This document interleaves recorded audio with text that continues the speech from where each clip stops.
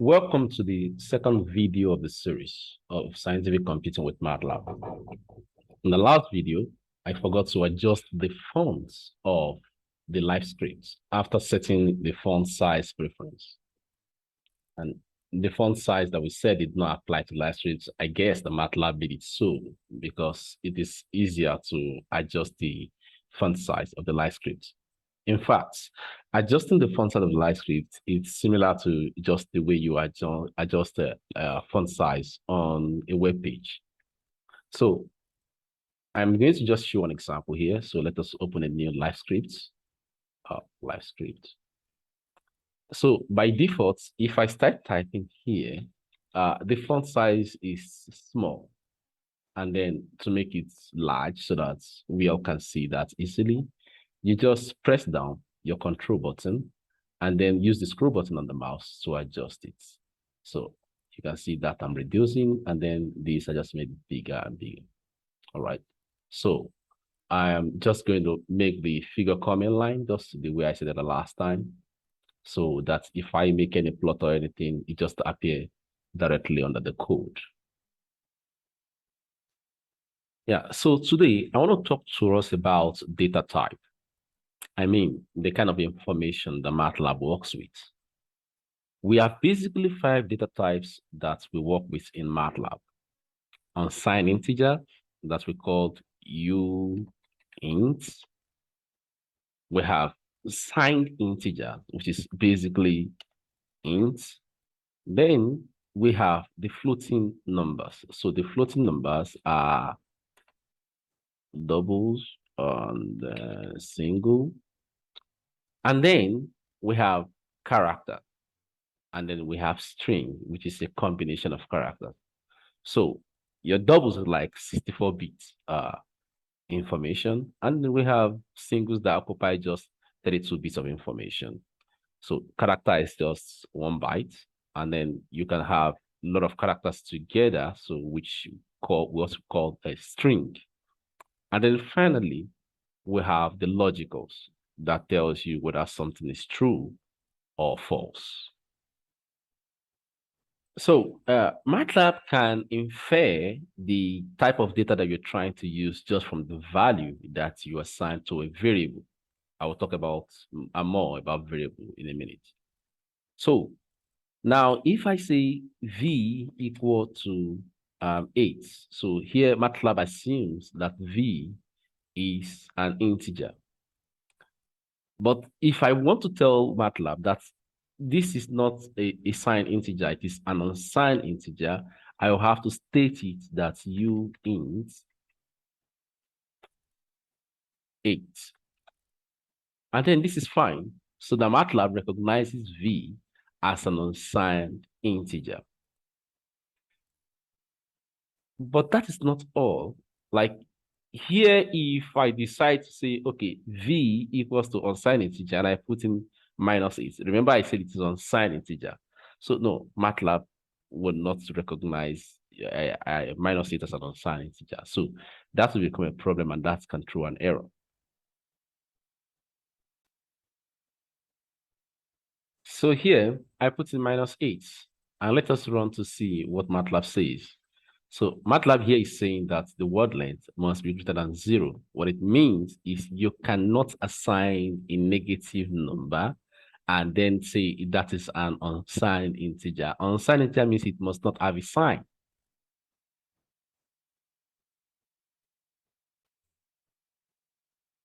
So now, to actually do anything meaningful with a computer, with a computer program, you have to be able to store information in the computer, and then you have to be able to retrieve that information. And then to do that, it is like you are assigning a handle to an information that you stored in the computer so that you can use that handle to bring out that same information. So that handle is what we call a variable in programming. Yeah, so to make a good sense of what we're trying to do, we must use meaningful variable names that we can easily relate to it. So that makes it easy for us to read our codes, and it makes it easy for us to remember what we are actually doing. So for example, Let's say I want to convert temperature in Celsius to Fahrenheit. So, and I got given the value of the temperature measured in Celsius. So I can say temp, which is temperature, uh, underscore C, which is like, I mean, temperature in Celsius. So here, this is a meaningful name. So we must try to make sure that we use good variable names.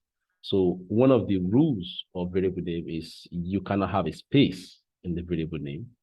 You cannot start the variable name with a number. For example, I cannot say 1C is equal to 5. This is not allowed because I'm starting with a 1. So, but I can say C1 is equal to 5, even though C1 does not really encode the true meaning of what I am working with. So you should try to refrain from using this kind of variable. So you cannot have any special character in a variable name. The only character that's a special character that you're allowed to have in the variable name is the underscore. So in case I might have two different things that I want to concatenate together, you can either use the camel case. For example, the temperature that I declared, I can say temp and then Celsius.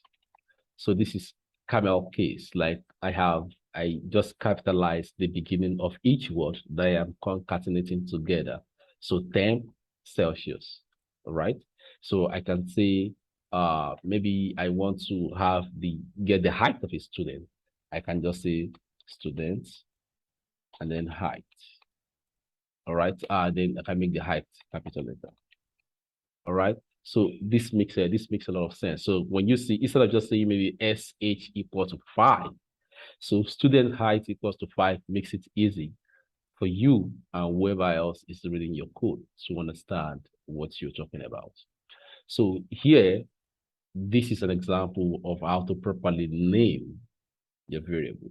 You are allowed to use underscore to separate them. If you don't want to have them concatenated together this way, you can just have students underscore height equals to 5. This is also a good variable name.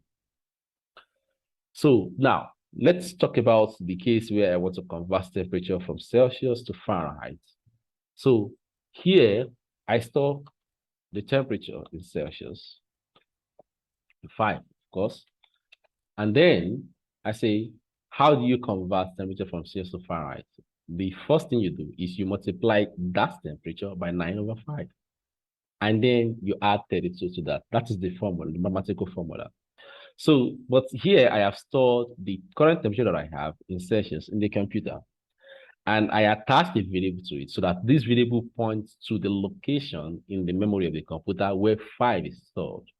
So I don't have to type 5 again in my calculation. I just have to make reference to the location where the 5 is stored. And to do that, I just use the variable name. So now I can see then the temperature in Fahrenheit is then equal to 9 divided by 5 times temperature in Celsius, then plus 32. And this completes the calculation. If I run this, then I'm going to get the result, which is what? 41. So 5 in Celsius is what? Is 41 in Fahrenheit. So the beauty of this is if I want to repeat this calculation for another value, I don't have to just go through everything. I can just change the new value of the temperature in Celsius. For example, we all know that 100 degrees Celsius is 212 in Fahrenheit. So we can confirm that by just changing the value in C to 100 and then run this again to see what we get, which is 212. So this is pretty damn easy. So the beauty of using the variable is that once you've written all the rest of your calculation with that variable, if you just make a change to the variable at one point, that change is affected all through the rest of the code when you run the code.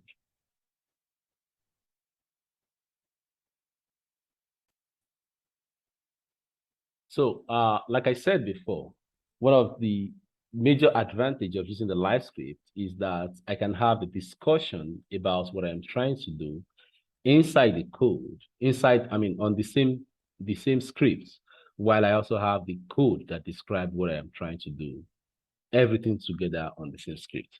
So, to show you that now, I am going to move this down. And right here, I can just quickly say I am switching to text. And then here, I can just say, okay, I want a title and say conversion of temperature from Celsius to Fahrenheit. I don't know if I spelled that correctly. Okay, so then I can come down and then just simply just write the formula. So I can do that in many ways by just using the normal text, or I can just insert an equation which makes it to look nice, right? So here I can say T and then underscore F, right? So then, the temperature in Fahrenheit is equal 9 divided by 5 times temperature in Celsius, and then plus 32. So this is pretty sweet. This is nice and clean. So you have it. You have the description of what you're trying to do. And then here you have the formula written out to do the same thing. So I can describe what I'm trying to do, as well as have a textual description of it, and then have the code all in the same script. So this is exactly the same concept, the same idea that gets moved to the Jupyter Notebook that using Python.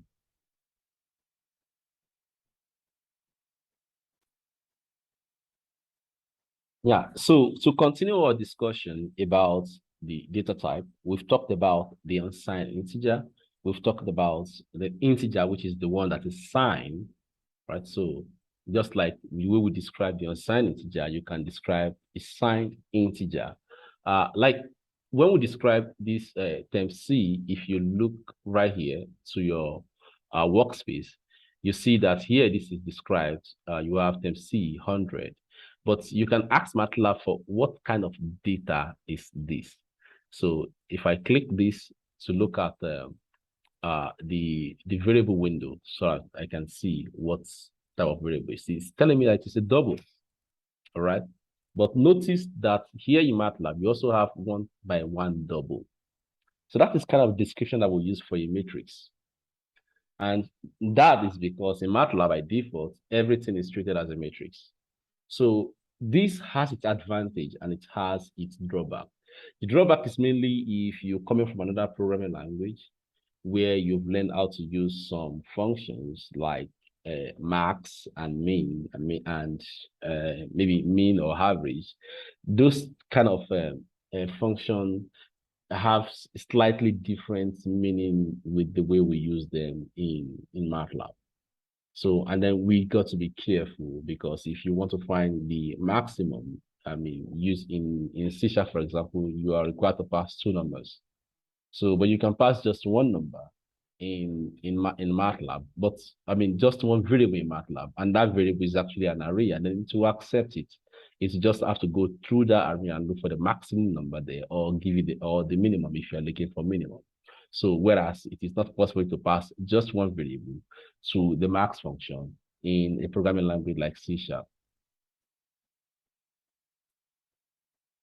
Yes, of course. Here I'm talking about.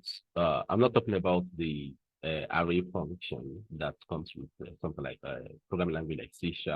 So I'm talking about the math function, math.math function, because which is we call it method there, right? So like someone will just say, oh no, you can actually just use 1 variable with maths in MATLAB. So you have to use the array function, maybe probably the one, yeah, that comes with link, right? Exactly.